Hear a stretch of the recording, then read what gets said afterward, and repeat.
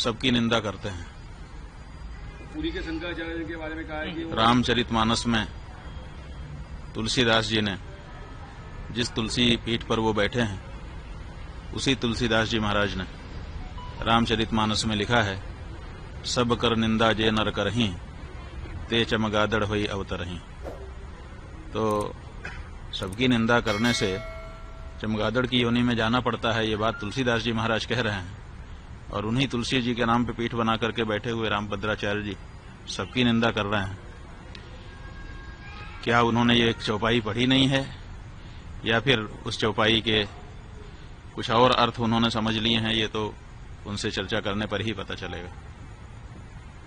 रामभद्र जी ने कहा है कि उन्हें 1 लाख क्या कहते हैं शुभ लोग आते हैं, तो क्या कहेंगे आप? ऐसा है कि दावा किया है उन्होंने कि हमको कभी कहा है कि 1 लाख पन्ने याद हैं पृष्ठ, और कभी कहा है कि 1.5 लाख पन्ने याद हैं पृष्ठ। तो अब 1 लाख पृष्ठ याद हैं कि 1.5 लाख पृष्ठ याद हैं, इसकी कोई परीक्षा तो हुई नहीं है। दावा उन्होंने जरूर किया है। उन्होंने 3 दावे, वैसे तो अनेक दावे किए हैं, लेकिन 3 प्रमुख दावे हैं। एक उनका दावा है कि मुझे 1.5 लाख पृष्ठ याद है, कंठस्थ है। दूसरा उनका दावा है कि हमको 23 भाषाएं आती हैं। और तीसरा उनका दावा है कि मैंने राम जन्मभूमि में जो गवाही दी उसके कारण फैसला हो गया। लेकिन इन तीनों दावों की पुष्टि अभी नहीं हुई है, क्योंकि 1.5 लाख पृष्ठ उनके कंठ में हैं, कभी परीक्षा तो हुई ही नहीं है, तो बिना परीक्षा के दावा ही है। इसलिए हम चाहेंगे कि 1.5 लाख पृष्ठ कौन कौन से हैं उनको निकाल के एक जगह पे रखें और फिर लोगों को आमंत्रित कर दें कि आइए, जिसको किसी भी प्रश्न से पूछना हो हमसे पूछिए, हमको सब कंठस्थ है।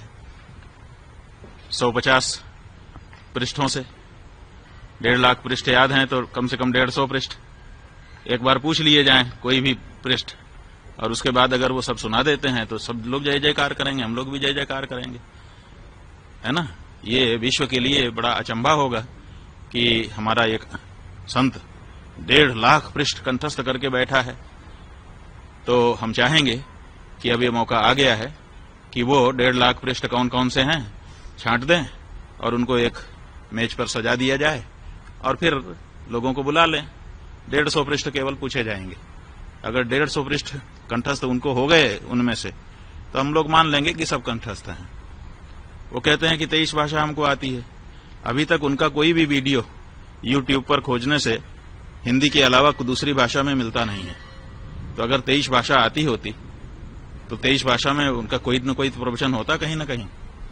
तो 23 भाषा कौन कौन सी है उसकी सूची वो बता दें। तो 23 उन भाषाओं के जो विद्वान हैं उनको हम लोग भेजेंगे।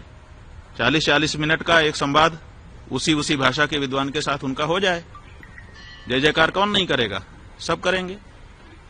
और तीसरी बात यह है कि वो कहते हैं कि राम जन्मभूमि में हमारे कारण फैसला आ गया, हम ही हैं।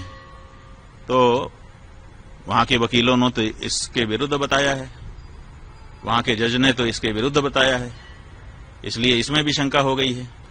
इसलिए इस बारे में भी प्रमाण उनको सामने रख देना चाहिए और ये कहना चाहिए कि जो वकील और जो जज कह रहे हैं वो गलत है। लेकिन ये नहीं उन्होंने कहा है। जो उनको गलत बता रहे हैं उनको उन्होंने गलत नहीं कहा है, प्रेमानंद जी को गलत कह रहे हैं। और प्रेमानंद जी क्यों गलत हैं? क्योंकि वो संस्कृत नहीं बोलते हैं। तुलसीदास जी जिनकी पीठ पर आप स्वयं बैठे हुए हो, उन्होंने भी तो अवधी भाषा में रामचरितमानस लिख दिए। संस्कृत में क्यों नहीं लिखा उन्होंने? क्या संस्कृत बोलना ही विद्वत्ता होती है?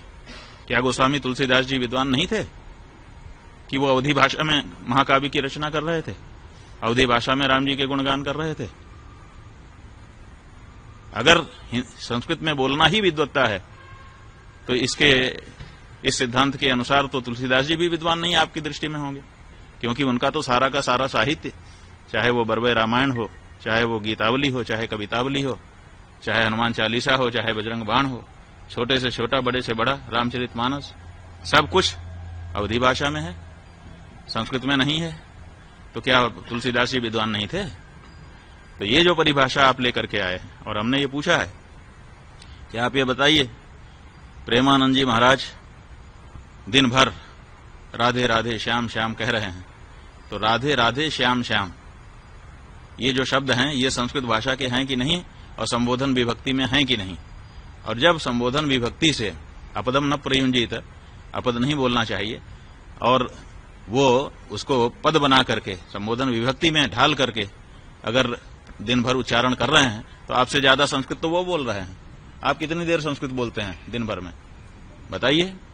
केवल प्रवचन में जहां उदाहरण देने का अवसर आता है, कुछ श्लोक आप बोलते हैं, उतना ही तो संस्कृत आपके द्वारा बोला जाता है, और वो दिन भर राधे राधे श्याम श्याम रटते हैं, जो कि पद है, जो कि संस्कृत व्याकरण की दृष्टि से शुद्ध शब्द है। तो वो तो आपसे ज्यादा संस्कृत रोज बोल रहे हैं, और आप कह रहे हैं कि वो संस्कृत नहीं बोलता है। माने संबोधन विभक्ति में जब भगवान का नाम बोला जाता है तो क्या वो संस्कृत नहीं होता है? और अगर संस्कृत होता है तो वो तो संस्कृत ही बोल रहे हैं, दिन भर संस्कृत बोल रहे हैं। आप उनको क्यों कह रहे हैं कि वो संस्कृत नहीं जानते हैं?